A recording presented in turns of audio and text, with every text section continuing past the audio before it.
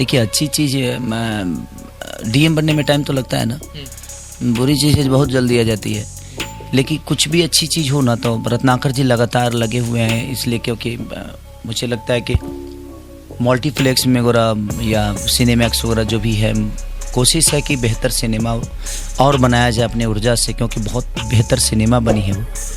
और हर वो चीज़ डीआई से लेकर सीजी से लेकर जो भी वर्क है सब बखूबी हो रहा है उसका, तो इसलिए थोड़ा सा लेट हो रहा है। देखिए मेरे कहने का मतलब कि जिस टाइप के अगर आप ठेला लगाएंगे तो उसके लिए तो छोटा ही मार्केट मिलेगा ना आपको।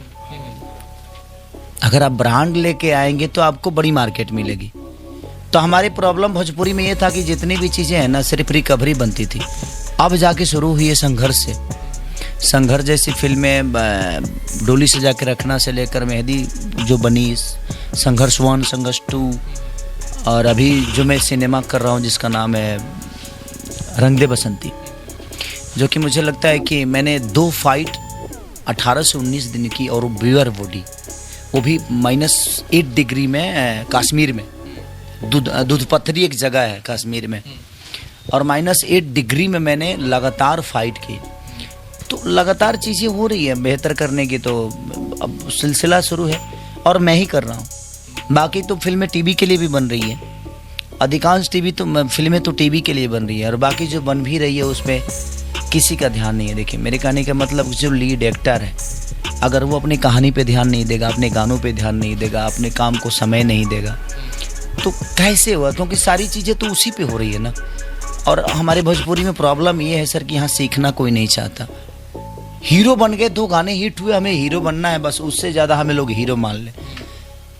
यही चीज़ें मैं कभी कभी बंद कमरे में बोल देता हूँ तो लोगों को बुरी लग जाती है।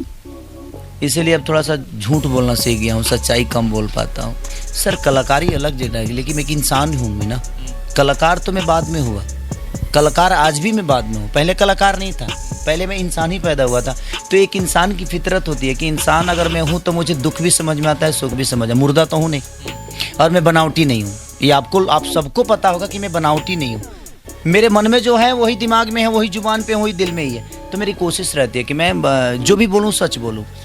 विवाद होता ही रहता है, सच बोलिएगा तो हमेशा विवाद में आगे। झूठ बोलना होगा तो मैं किसी की खूब तारीफ कर दूंगा, कल चल के उन्हीं के लोग मुझे बोलेंगे कि यार बहुत अच्छे खेसारी हैं।